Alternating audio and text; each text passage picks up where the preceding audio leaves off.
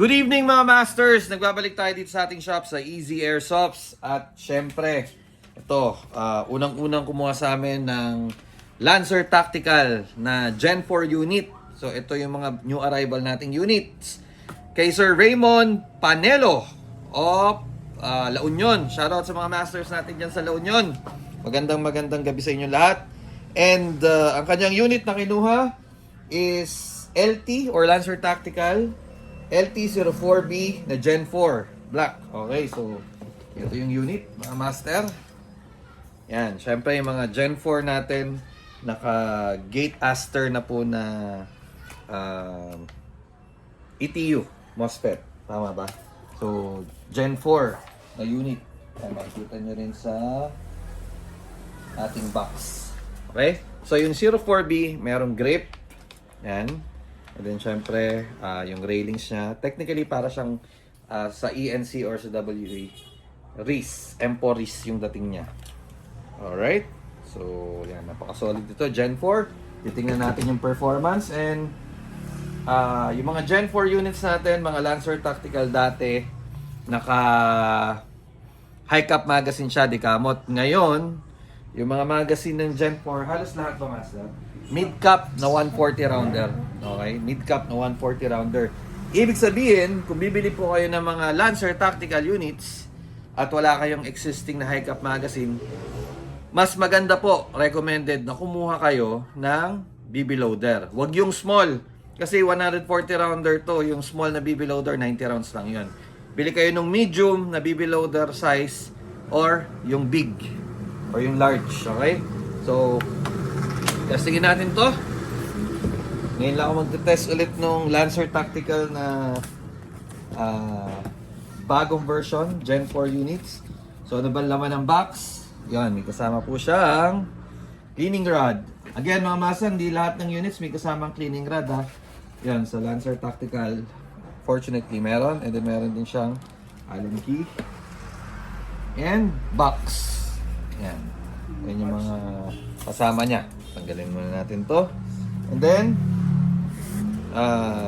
forward grip, magazine, tapos nag-add si Master ng Storm Power na 1450 mAh battery kasi ito ay naka-DINS plug mga Master. So, kailangan yung bibili yung battery ay naka-DINS plug.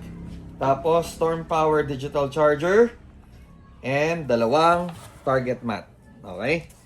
So, testingin na natin. May BBs na po ito. Nilagyan po namin ng BBs. And may battery na rin po for testing. At, ang ating napakagandang master. Bukas ka na.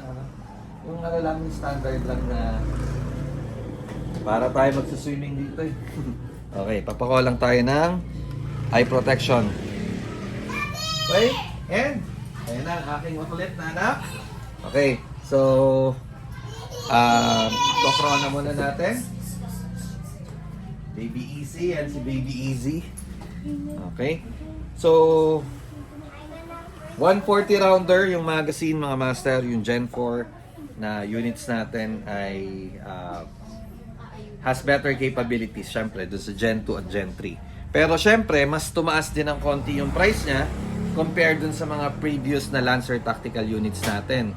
And dun sa mga nagtatanong, gaya na sinabi ko sa inyo, yung previous batch ng Lancer Tactical natin ay naka-hard case. Pero yung mga batch na dumating ngayon, wala na pong hard case yan. Okay? Pati yung, yung Zion Arms, wala na rin pong hard case yan. So, okay? Gamit tayo ng eye protection para safe ang ating mata. And, chrono na natin mga master. 400.4. Napakaganda na niyan ha. 400 FPS out of the box. 401. And one more. Yun. 401 ulit. Okay? So, semi-automatic. Test natin yung trigger response niya. Kasi, syempre, naka-gate, naka-ETU, MOSFET na to. Tingnan nyo ha. Yung sabay niya, naka-fast trigger siya. So, ang sarap iputok mga master ha. Napaka-solid. Ayan, lagyan natin ng burst fire. Naubos yung bala natin. Alam mo kung BB loader. Let's try kung ilan ang ROS niya. So again, kailangan nyo ng speed reloader for this unit. Okay? So, let's see kung ilan ang ROF. Firing. 19.3 BBs per second. Not bad. Very good.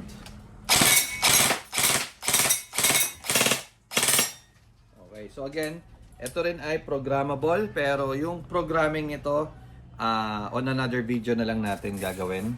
Okay? Para dun sa mga magtatanong. Pero, meron naman tong manual. Pakita ko rin. Yan, tanggalin natin yung battery. Ano niya. Para makita niyo yung manual niya. Master, okay na to. Magpo-programming kayo. Ayan. Ang galing ko na yung pagkakadikit. May kasama siya nito. Meron din siyang sticker from Lancer Tactical. At, syempre, ito yung sorry yung ito palang yung 04B 04B na Gen 4. Okay, meron kasing mga naka-gate aster. Ito palang 04B na Gen 4 Nebula 2. Ayan, Nebula 2 yung kanyang MOSFET.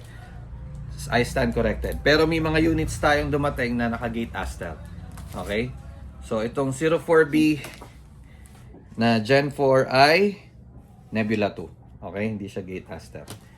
Pero ito ay updated version din kasi nung una, Nebula lang yung kanyang MOSFET ETU. Pero ngayon, Nebula 2.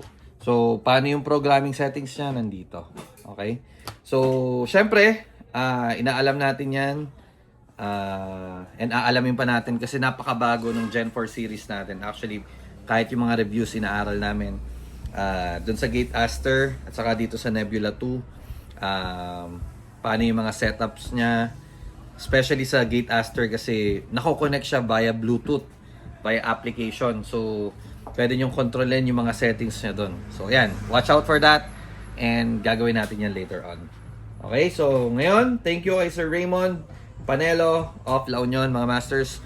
Kung trip nyo yung mga Lancer Tactical na updated units natin, yung mga bagong versions, so PM mag-message na kayo agad dito sa amin sa Easy Airsofts kasi syempre maraming maghahanap nito dahil value for money, hindi siya ganun kamahal. Biruin mo, naka MOSFET ETU na, tapos napaka-solid pa ng internals, and this is Lancer Tactical Gen 4. PM us.